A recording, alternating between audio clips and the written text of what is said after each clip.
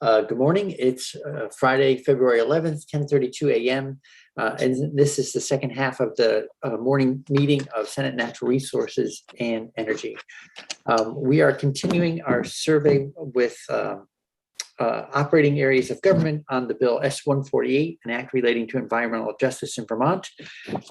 We know that every operating area has although we may have not been calling it environmental justice, every operating area is already involved in various sorts of outreach efforts to work with communities and serve them. But S-148 envisions a more comprehensive, maybe nuanced view of how that work would be carried out. So we wanted to hear about what your current practices are, and if you, as you look at 148, which is in development still, we know, if any thoughts you have about implementation of that. And so with that, I'd like to go first to Ms. Klein from the Department of Health. So good morning, and thank you for coming in. Oh, good morning, all, and thank you so much for having me. My name is Heidi Klein, and I serve as Director of Planning in the Commissioner's Office at the Department of Health. And as you probably know, we have been all hands on deck in our COVID response for the last couple of years.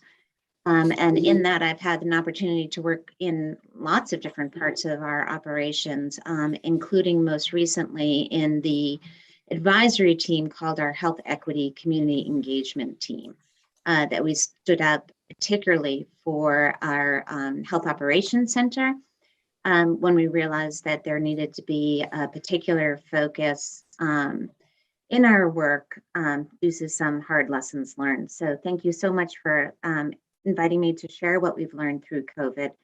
I clearly can't speak to all aspects of the bill, but I do think that our experience through COVID might be enlightening and have some things for you to consider as you move forward in your deliberations. So let me just start by saying that the scope of the bill really says that the intended focus is to reduce environmental burdens and equitable distribution of environmental health benefits. And it specifically mentions low income, limited English proficient, which we like to call English language learners, and our BIPOC communities. And these are exactly the same populations who have been disproportionately impacted by COVID, which of course makes sense given that the root causes of disproportionate burden and impacts are the same for environment, health, education, et cetera, due to the equitable distribution of resources and the access to decision making. So I thought I would share a little bit about our history and then what happened in COVID. Before COVID, we really thought we were on track in looking at health equity and addressing environmental justice concerns as part of our broader effort in looking at health disparities. Promotion of health equity has been a cornerstone and organizing principle for our health department for more than a decade.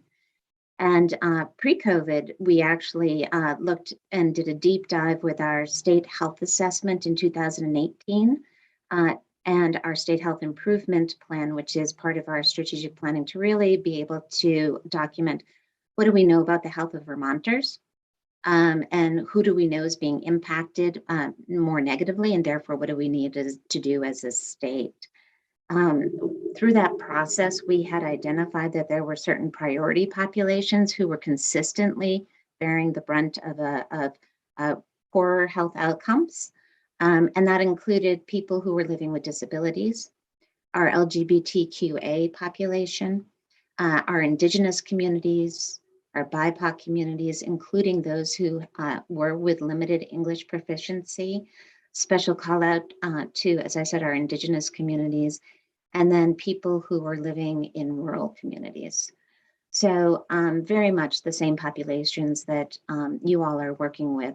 And I want to share with you just one piece of what we had thought we were committing to before COVID hit, in terms of the ways in which we were beginning to really think about working differentially in our approaches. And so now I am going to do my best, and it may not work perfectly, but let's see if I can share my screen with you.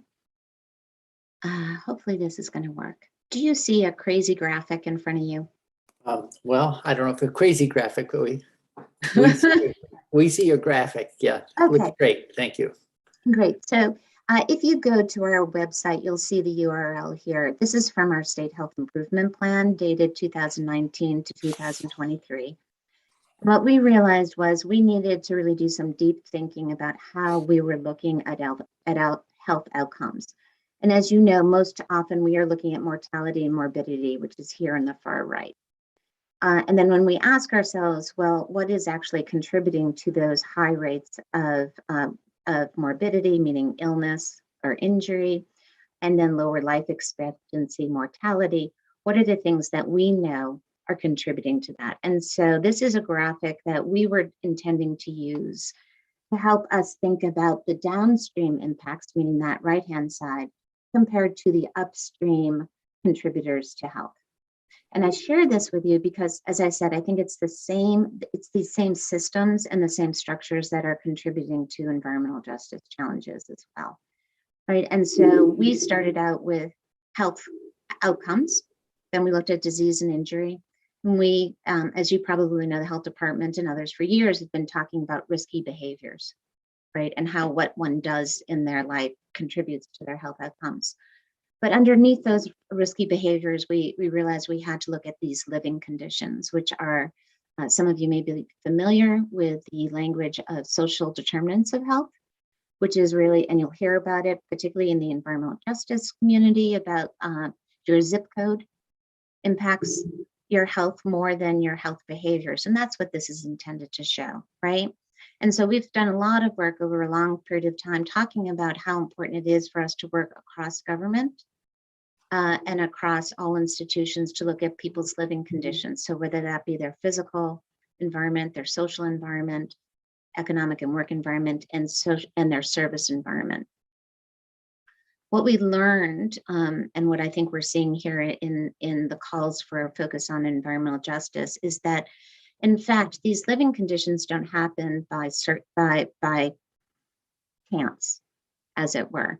It happens due to the distribution of our investments as a society by wealth and power, and that some of this is actually created by some of the social inequities that have been persistent in our society for hundreds of years, related to race, class, gender, sexual orientation, and ability. Right. So if we try to figure out what are the precursors to the outcomes, these are all the precursors. And so we have a responsibility in government and a responsibility across society to know that this is what's playing out when we see these differential impacts. And in this, so that's what that top bar is. Underneath here in these little arrows are what are the we call them interventions. What are the ways in which we can try and make change, right, in these outcomes? And so some of them are not surprising, the ones we always talk about, which are health education, healthcare, and coordination of care. This is still very much at the individual level and the focus on individual risk.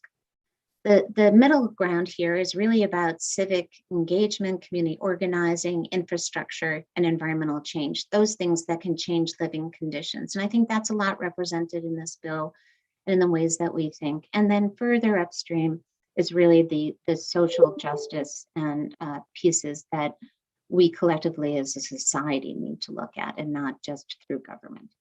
So I hope this is helpful to you. So here we are. The moral of the story is we thought we were on track. Like, we had done this great work. We had a framework. We thought we were ready to roll.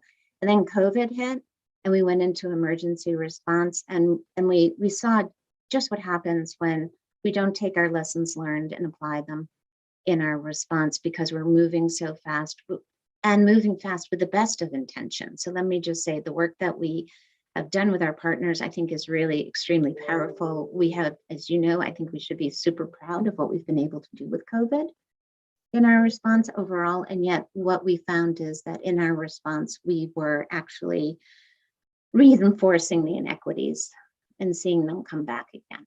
So I'm going to stop sharing this and just come back and talk, unless somebody really wants to pause for a second and ask anything about this. Any committee questions on the graphic? Okay. Great, Okay, thank you. I'm gonna stop sharing them. And can you, I don't know if you've already sent that, could you send that to the committee? Because that's a very helpful, high level, but comprehensive look at the system. So thank you for that. Sure, happy to do that. I have not sent it yet, but I'm certainly happy to. And at any other time that it would be useful to talk about the planning that we had done and sort of separate from COVID. Let me tell you a little bit what we found is that, of course, there were the same persistent patterns in inequities and in COVID that there have been for all other health conditions, right? So if we look at throughout the pandemic response, we have consistently documented health disparities in case rates and hospitalization rates, and also in our booster vaccination uptakes. And so what we're seeing is that we indeed are falling short in terms of narrowing the gap between what we're seeing in terms of the health outcomes in our BIPOC, our English learning, language learning communities, and certainly in our disability community, with folks who are able to protect themselves and find throughout the COVID pandemic.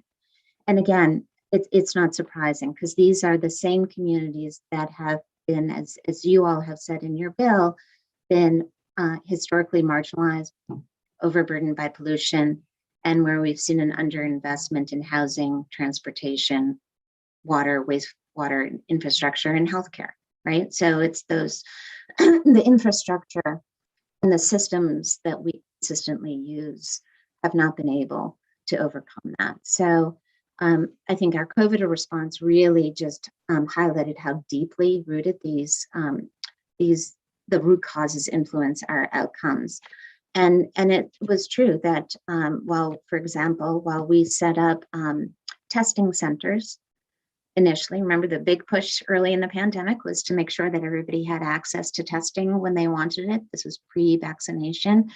With the best of intentions, our organizing principle was to make sure that everyone had access to a testing center within a 30-minute drive, right? That's how we stood up our community our community testing centers, was that 30-minute drive. But what that didn't take account for is that we had a lot of populations that don't have access to transportation. And they didn't have access to the registration system that we set up, because that assumed that everybody could register online, either that they had access to broadband or that they understood English and could follow their way through a complicated system to get registered. And then we also realized that most of those testing centers were set up during work hours, the standard work hours, and that we have many communities and populations that don't have flexibility in their workday or with their employers to be able to get to a test center during normal governmental operating hours. So even with our best of intentions to stand up something that we thought was equitable based on geography, it really turned out not to be equitable in terms of the resources and abilities of all Vermonters to take advantage of these testing centers. And so I think part of what we really have learned is that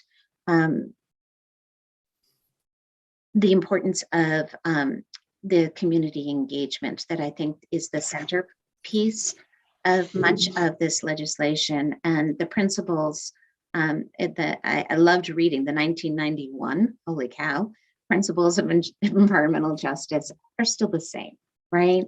So the idea to engage individuals and members of impacted communities as equal partners in every level of decision-making, including needs assessment, planning, implementation, evaluation, and enforcement. And I think that what we realized is what happens when we don't follow those principles. As I said, our early testing data showed that our case rates differed substantially between our white non-Hispanic populations and our BIPOC communities. There was a 13% differential in rates that we worked very, very hard to narrow. And I am pleased to say we were able to do that. And we were able to do that primarily because we learned our lessons, and we really did have to work on reaching out and engaging partners in the community who could help advise us. But more importantly, could be given the access to resources so that they could be the leaders rather than having us as the leaders. Because even when we lead and we are informed by community voice, we are not necessarily trusted by communities who have been marginalized in the past, right? And so we could do our best, but until we really made those efforts to establish some trust with some community partners who were willing to work with us and instead host their own testing, host their own vaccination clinics, and where we gave them the resources so that they could be the leaders. It was only then that we actually saw a change, where we saw a narrowing of the really significant gaps in outcomes and health disparities. And this is for a lot of reasons. You know, the impacted communities are the ones who best know their history and their culture in ways that we will never know. And they really were the ones who could think about effective solutions to reach all people. So in very, sort of tangible example, we had community partners who stood up clinics that were after hours and on weekends. They did their own promotion, whether it be in English or through videos that were translated, that were directly reached through their means and not through ours, to community members who were not either able to access our resources or who didn't trust us to access our resources. And so those community partners were really, really important. And I'm proud of the work that we've been able to do to build some nascent trust with community partners, but we have a long way to go because we, as you know, we can't undo centuries of mistrust. And when we, as the health department, have gone out and tried to do our work, we are also just one part of a much bigger institutional system. And so I really applaud the work of this committee and the bill to try and think of a cross-governmental response and having us work in concert, because the health department can't work alone. And even if we are so-called doing the right thing, unless our peers in the other parts of the government have embraced the same methodologies and understanding the importance of community voice leading decision making, any breach of trust sets us all back in our ability to make the kinds of changes that we want to make. So one of the other things that we also learned was we became very centralized in our decision making, very top down, and we neglected our own great resources that are already in communities. So within the health department, we have 12 district offices. And these are people who were working before COVID with community partners, and they will continue to work with partners post-COVID. And we neglected engaging them in and recognizing the tremendous relationships that they have. And so that's just a piece of our structure that I think we always need to pay attention with, because relationships can't really happen from a centralized office into community.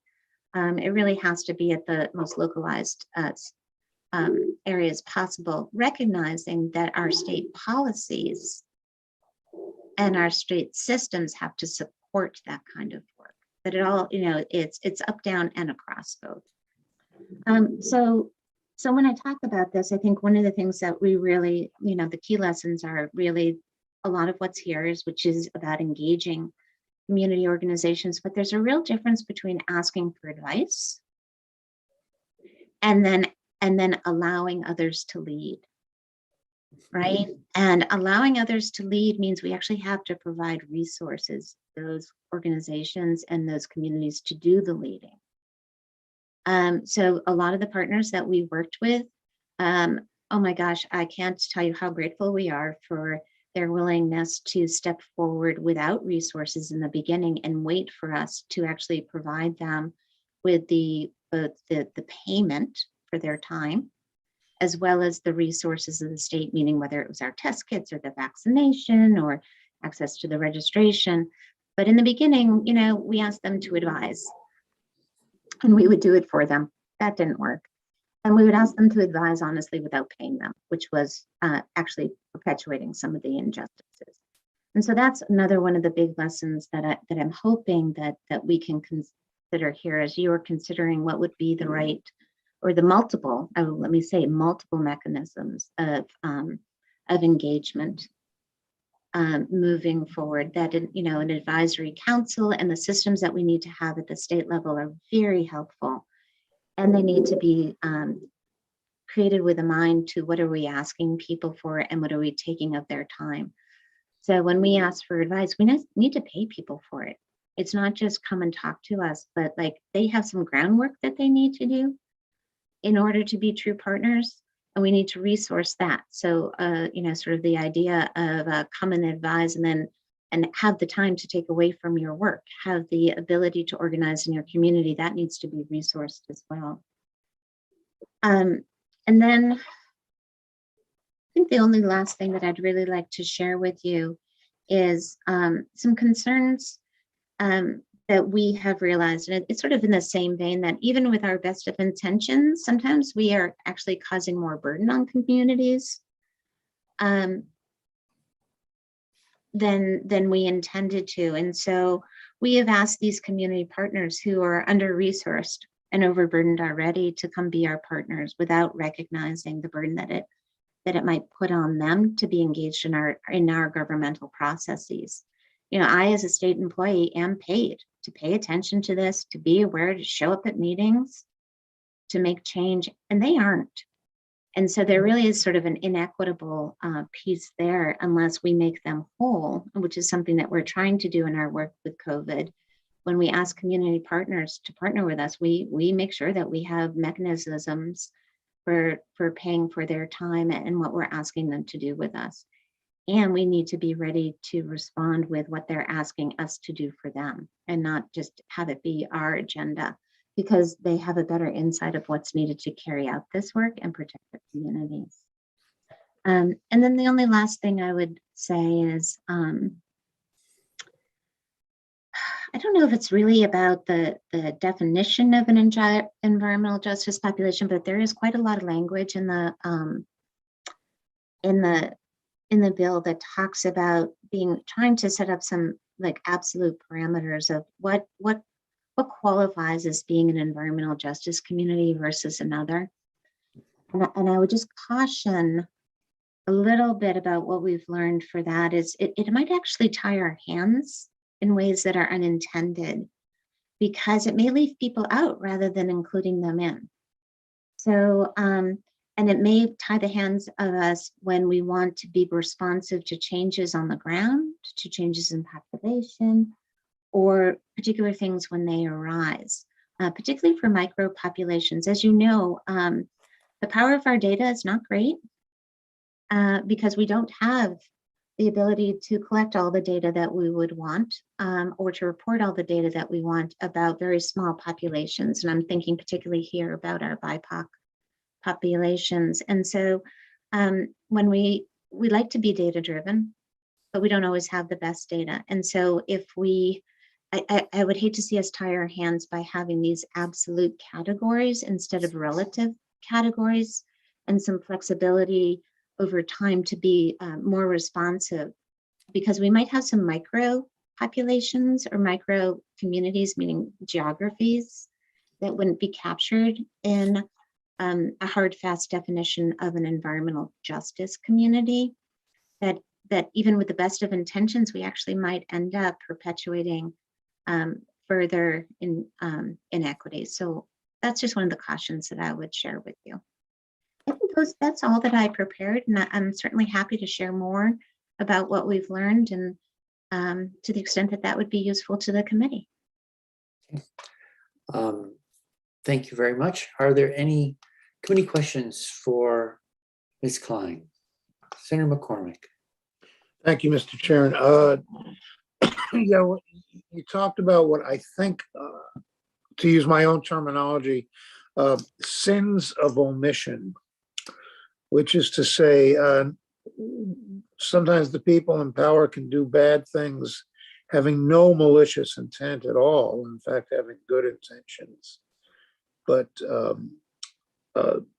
messing up nonetheless, mainly because we don't ask. And now you say more than asking for advice, actually empower. What does that look like, feet on the ground? How do we empower? how, just what is the structure? What is the power structure in which the affected communities get to run things for themselves? Oh, isn't that a great question? I wish I had the answer entirely. I can tell you what we have learned. I'm just very, sort of using COVID as a lens in that. So you may recall that our very first community-wide spread of COVID was in the Winooski Burlington area. And it was like the perfect storm waiting to happen. And we learned a lot from there. And so some of the structures that we set up in there is that, for example, we now have a weekly huddle, we call it, with the leaders of Winooski and Burlington city offices, and then community advocates. So we have USCRI, which is our refugee community, that AALV, the Association of Africans Living in Vermont, who serve a lot of the communities that are English learners. We have the Racial Justice Association. We have the Community Health Center of Burlington. It's actually a pretty expansive group that meets once a week now to really track the data, see what we're seeing, but also we have done some very significant grant making with those community partners, so that they could stand up their own clinics and testing, their own communication channels. And we come every week prepared to share our data, to talk about the decisions that are coming, that we have responsibility for within the health department, and to ask them to say, this is what we're thinking, what are we missing? How, where do you see if we implement this, it will miss some of the populations that you are trying to serve when we're making our policy and planning? And then what are the resources that you need in order to meet the needs of your community that are different than the ones we might be planning for? Does that help a little bit? Yeah, but I do think it's, as you said, it's a big question, and it's a nuanced enough question that there are not quick political or bureaucratic answers. But I have a friend who's African American, African ancestry, who just has a phrase. He sort of chuckles and refers to well-intentioned white people. I fear being that. Yes. Oh, and can I tell you how many times I've had my head handed on a platter for doing exactly that same thing? So I am so with you. And it is, I do think that there are layers that we have here, and what's not represented in your bill, but is part of what we are also trying to do, is unlearn some of our well intentions, right? And so in combination with the kinds of structures and systems you're looking to set up, which I think are a cornerstone, right? We have to be able to work at multiple levels simultaneously. And part of that is committing to some deep learning within our staff about our own internal prejudices and our own ways in which we don't know what we don't know, right? And we don't see what we don't see in our regular lives. And so that is part of it. And that's part of the learning that we need to do. And we need to build the structures that ensure that when we don't see, other people are holding us accountable, right? And so I think it's a yes and. Yeah, I've never been a fan of Donald Rumsfeld, but I thought he got a bad rap being made fun of when he talked about known unknowns and unknown unknowns. Anyone who's ever taught school knows that. Yeah, there are no questions because they don't know what to ask. Okay, thanks. I'll leave it to someone else. Thanks, Mr. Chairman. Senator Campion. Okay. All right. Well, thank you very much for that helpful presentation and discussion. And mindful of the time, we have a half hour remaining. I'd like to go to Commissioner Shirley and Ms. Bornman. So I don't know, pardon my ignorance. I know that you folks work together, but I don't know the exact relationship. And so I don't know if you're doing a presentation together or you want to go in sequence, but the floor is yours and you can provide testimony in whatever way you like. We're here to listen. Thank you, Senator. I'll start. Excuse me, for the record, Mike Sherling, Commissioner of Public Safety. The relationship is we are colleagues both within the Department of Public Safety. The Division of Emergency Management is one of the three larger divisions within the department. Right. Thank you for that. I will be quite brief. I think we did not come prepared to discuss all of our various diversity and equity initiatives across the department, but rather to speak specifically to the bill and its intersection potentially with DPS operations. To the extent that DPS operations intersect this bill, which is both important and a timely topic. Our preference would be that the bill focus on the hazard mitigation work within emergency management. There's an enormous amount of work going on in public safety in general around equity, diversity, and inclusion that stands in parallel to the environmental justice work. But there is an intersection with environmental justice and emergency management that Director Borneman will discuss in more depth in just a moment. Among the things that she'll talk about is the percentage that is envisioned in at least the current draft of the bill in terms of targeting investment and some of the intersections with other policy initiatives and challenges in operationalizing something that's quite that specific. One of those challenges being that there is not an inventory available of potentially affected communities in the environmental justice realm that would be within that 55% cohort. So I had a few other things I was going to mention, but I think it largely intersects with the more granular testimony that Director Borneman will get into. So rather than take up more time, I think I'll yield the remainder of my time to her. Okay, well, thank you. And, you know, this is, this bill still has a long path to go before it would get to the governor's desk. And so my impression is that every operating area is sort of coming up to speed, thinking about S148, and it's a bit of a moving target at the same time, which makes it even more challenging. But so thanks for getting started with us. And with that, Director Borneman, thanks for coming in as well. Well, good morning, everyone. For the record, I'm Erica Borneman. I'm the Director of the Division of Emergency Management within the Department of Public Safety. Commissioner Sherling forgot to mention, he's the boss. He's my boss. And he's so I appreciate the compliment that I'm a colleague, and but he runs this show over here at Public Safety. You know, I thought I would frame our testimony with just starting off with a little bit of education about the grant programs that Vermont Emergency Management handles.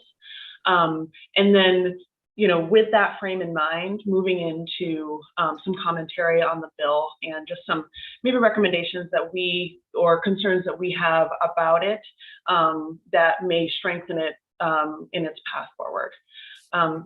So Vermont Emergency Management handles federal grants that have everything to do with disasters, preparing for disasters, the recovery from a disaster, and then mitigating future disasters. We have preparedness grants from FEMA and Homeland Security that not only fund our operations on a day-to-day basis, but also go out to the general public to address, and I say general public, eligible applicants, to address emerging threats and hazards, as well as to support preparedness activities at the local level. We manage the FEMA public assistance funding that reimburses applicants like nonprofits and municipalities, as well as state agencies, for response costs. It pays to put the bridges back together when they get flooded out, as well as make improvements on those bridges when they, so that they hopefully don't sustain the same damage when they receive repetitive damage the next time it floods. And then we manage all of the hazard mitigation funding that comes as a part of those disaster declarations. 15% of every dollar that's allocated under the public assistance program, so the recovery program, is allocated for hazard mitigation. Right now, we have about $11 million in federal share that is slated for allocation and application under the hazard mitigation program just from the COVID-19 disaster declaration. In addition to that, we manage a number of programs, and one that you may have heard of is the Flood Resilient Communities Fund, which is funded through the ARPA money. This year, we are in the process of awarding projects for $5 million worth of hazard mitigation projects. We actually have a great list of the first round of awards right on our website. It's really exciting work because it's like breaking the cycle of disaster in action. And it also shows that there are a number of home buyouts that are folks that had a real financial need and were not able to leverage the FEMA hazard mitigation program due to a number of factors like not being in the special flood hazard area or not being able to afford the 25% local match requirement that's required for federal programs. So the ARPA funded Flood Resilient Communities Fund has been a really good opportunity for us to overcome some of the equity barriers that exist with federal hazard mitigation programs. And we're really excited that in the governor's climate package that he put forth for ARPA money, there's another $15 million in there that's proposed to continue the good work of the Flood Resilient Communities Fund. There's also $10 million in there that's meant to act as matching funds for federal hazard mitigation grant programs. So we can really put our money where our mouth is when we're talking about addressing equity issues that exist within federal programs. The main one being having access to matching funds, especially when you are somebody that lives next to the river and has been repetitively flooded, and you are perhaps upside down on your mortgage and can't get out of there. And this provides a pathway for folks to get out of harm's way. I was just gonna say, could you, just so we understand concrete terms, when you're talking about hazardous mitigation projects, what will be examples of that kind of work? Absolutely. So the primary one we talk about are home buyouts or parcel buyouts, and they're really purchasing a parcel of land or a home from that person at fair market value, and either putting an easement on it so that it can't be developed, or it can be developed for maybe recreational purposes, or having, in some cases, the town may take over the ownership that piece of property. But so that's one example. Another example are floodplain restoration projects where you may be eliminating choke points, widening river corridor with structures that span the river corridor like bridges. One of the most recent examples of a successful project for that was actually in Jeffersonville, where there's an old rail bridge that was a choke point that actually ended up, when they had flooding, it would back up the water into Jeffersonville Village. And we were able to fund a project that widened that span and also allowed, through some other culverts in the area, allow the water to flow more freely. And they've had some flooding issues since then, and it's worked. And the folks that live in Jeffersonville Village don't have to live in so much fear about the flooding impacting them. I mean, those are examples of floodplain restoration projects that give the river room to roam. There are other projects like road stabilization that allow, we have a lot of flash flooding just due to the topography of Vermont. And so anytime a thunderstorm sits over a hill, I mean, gravity does its work, and we see through culvert enlargements as well as bank stabilization, we're able to break the cycle of the repetitive repair of those roadways. Mhm. So those are some examples. Sure, thank you. It's just always good to have pictures in mind. Thank you. Yeah, sure. So I have a few, and like I say, a lot of this has to do with hazard mitigation. These are climate adaptation projects. They are projects that address climate, the flooding and impacts that are exacerbated by climate change. We expect that they'll continue to be more intense, less predictable, and drop more precipitation in a shorter period of time. So it's really important right now to ensure that we are meeting our climate adaptation goals and accelerating progress with our climate adaptation goals. Part of that is ensuring that we're getting to the right people. We're getting to the people that are repetitively damaged. We're getting to the towns that maybe don't have the resources to be able to access federal hazard mitigation funding, but could leverage the ARPA fund, or could leverage match sources available to the state if they fall within a criteria of need. We do not want to see, we know these communities, we know these populations, they're continuously impacted. Every single time there's a flooding event, you hear the same names, the same mobile home parks, the same areas of the state that get flooded. They are known areas to folks like the regional planning commissions and emergency managers, and targeting funding to those areas to ensure that we can break the cycle and can protect those folks who are often, when we're talking about mobile home parks, they're fixed income, that's where they want to be, that's where they don't want to be moving, and we need to make sure that we're doing our best to protect them from flooding impacts that will continue to get worse in the future.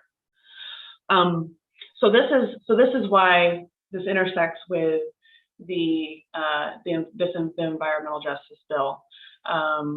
And it's really a goal of ours to ensure, again, that we are reaching those populations that the bill seeks to identify: overburdened, underserved communities, and communities that also are receiving repetitive damage. I have a few notes about the bill itself, and I'd like to, if you wouldn't mind, I'd like to just highlight them as the committee is working through the bill. I note that public safety is identified as one of the entities on the interagency committee that's outlined in the bill, and that it requires us to report on funding that is targeted, or what funding has gone to the EJ populations that will be identified. I just note that the timeline seems to be a little incongruous with the identification of those populations and some of the mapping that the bill seeks to establish. It looks like we need to report to the legislature by December of this year on where funding has gone in terms of, as it relates to those EJ populations, and we won't know where those are based on the bill until the following year at least. So I just wanted to highlight that. I don't know if that's intentional, but so thank you for calling that out. So the bill is definitely, we're revising, and one of the things is the process for the orderly development of the inventories, time, giving people time to do it. So there's been adjustments of the sequence in the process, and also the time to move through the sequence. Okay. So I think my hope is that when you see a next draft, you'll see some improvements there, but your point's well taken. Okay. And if anything, we could probably give, a high level overview of communities where funding has gone to, just in general. I want to point out something that the commissioner said at the beginning of our testimony here, which was it identifies public safety and funding in public safety, but Vermont Emergency Management as a division really handles the vast majority of the grants that go out to municipalities. And so we may want to just narrow that language a little bit, or just I identify the intent of the committee, because when we talk about funding, we're talking about hazard mitigation funding, but we're also talking about Homeland Security funding, which helps emergency responders prepare for terrorist threats, Emergency Management Performance Grant, which is kind of a general preparedness grant, as well as millions and millions of dollars of public assistance recovery funding, which is really not, that in that lane, we don't have a say on where that funding particularly is directed to. It's all about who received damage in the last event and them applying for reimbursement to recoup costs from that damage. It may still be illustrative though, because then you can see where damage is occurring and how much in terms of damage costs have compiled over a period of time. And it can kind of give you an idea of where the repetitive damage happens, who keeps getting flooded over and over and over, basically. Right. Do you end up making grants to Agency of Transportation, because roads are one of the infrastructures that, including state roads, that also are subject to these kind of violent storms and washouts, et cetera? We do, yes. Not on the hazard mitigation planning side, we do, and also on the project side.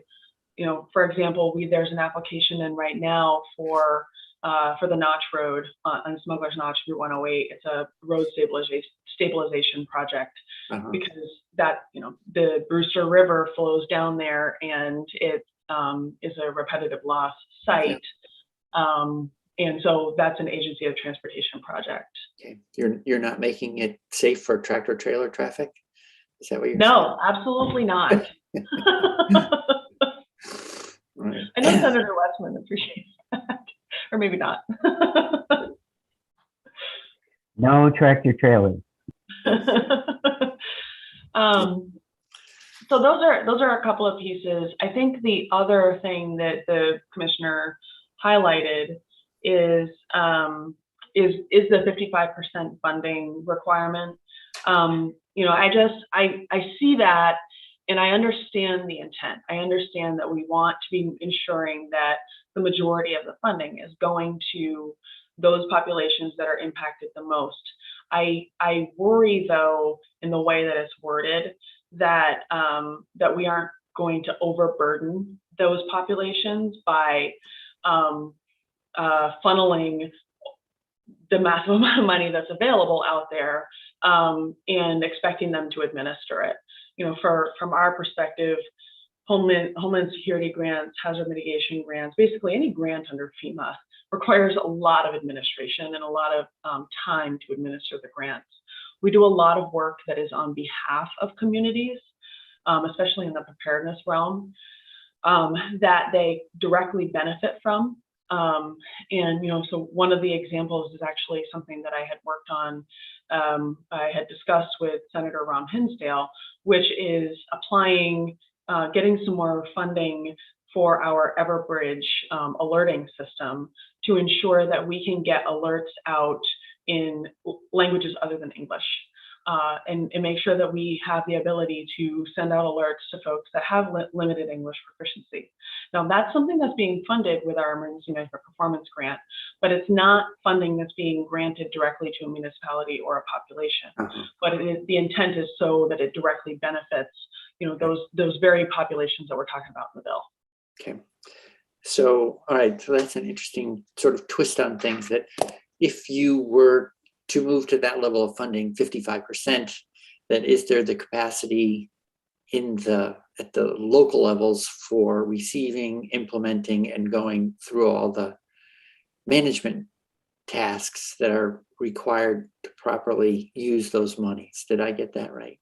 I think that's the concern is, and it really depends on what the identification process comes up with. It can be probably as broad or as narrow as you want to make it.